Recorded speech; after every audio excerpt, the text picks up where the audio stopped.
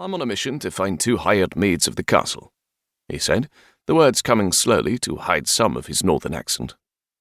The richly attired man wore short puffed pants tied at his knees and hose down to pointed shoes. A small ruff encircled his neck, and he wore a velvet tam on his head with a feather. His long, thin nose, with his lengthy beard, made his face look longer than normal. The silk, lace, and feathers combined to give him the appearance of a thin peacock.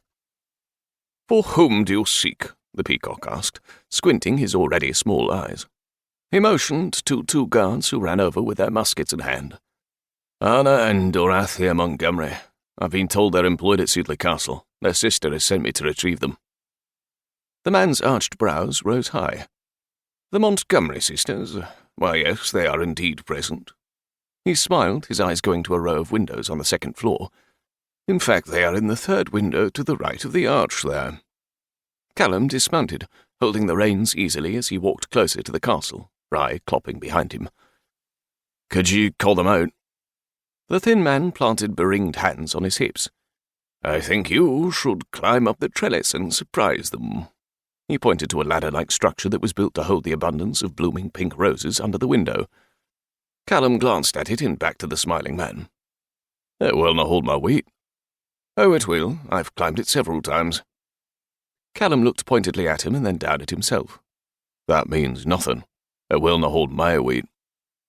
The man huffed and jabbed a finger at the window. "I think the sisters might be in jeopardy up there." Callum didn't have time for a farce. "Who are ye?" "Who am I?" the man asked. "I say, who are you?" "I'm Callum Macquarie, their brother by marriage." "Well then, a Highlander, brawny, rough and dirty." He shooed him toward the trellis. "Try it. I promise it will hold you, and no one will stop you from saving the sisters, who I'm sure are in peril above." "Ifrin Khanil. I shall try the kitchens," Callum grumbled. The man's smile dropped away. "Actually, I insist you climb up now." He motioned to one of his guards, who raised a musket. "Shall we shoot the Scottish trespasser, John?" "What the bloody hell?" Callum said, pulling his sword. The weight of it in his hand sent his blood rushing. "Just climb the bloody trellis," the peacock said. "I am Admiral Thomas Seymour, owner of this grand castle and husband to Queen Catherine. No harm will come to you if you comply. And if you don't, I'll have my guards escort you off the grounds and possibly shoot you." Did madness run through all of England, or just the nobles? If the guards weren't following his orders, Callum would never have believed he was married to Henry VIII's last queen, who was said to be both pious and wise. Callum looked up the short climb through the viney roses.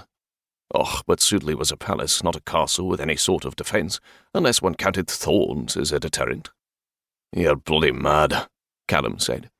"Mad enough to order you shot for trespassing if you don't barge in through those windows," Seymour said. "They will be locked," Callum argued. "They might be open," the man replied. Callum set his boot on the first rung, feeling it give slightly under his weight. He stepped upward, his hands squashing 2 soft roses that released their scent. He'd smell like a damn garden by the time he reached the top. Glancing over his shoulder at the skidding sound of pebbles, Callum saw Seymour run toward the front doors, leaving the 2 guards standing with Rye. The horse watched him with what Callum imagined as laughing eyes. "Keep climbing," the guard holding the musket said. "Dang it," Callum muttered, continuing his ascent. He tried to avoid the thorns, several of which had already raked fine lines of blood across the backs of his hands. Reaching the ledge, he found the vertical seam between the panes, which, as Seymour had hoped, were already cracked open. Wavy, thick glass obscured his view inside. Callum pushed the window inward and threw a leg over the sill. Gasps filled the air, and when his boots thudded on the wooden floor, a woman screamed. Anna Montgomery shoved the young Princess Elizabeth Tudor behind her, blocking her with her own body. Dora grabbed Elizabeth, pulling her back, while Anna grabbed a steel pomander that had been set out for the princess to wear once they dressed her. Before the large man could fully right himself, Anna pulled her arm back and whipped her hand forward, releasing the pomander. It flew like a rock across the bed, hitting the man in the nose.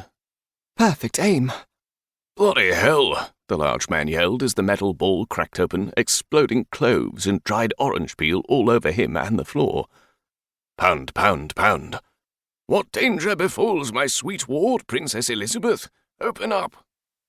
Elizabeth ran for the door even as Dora caught her hand.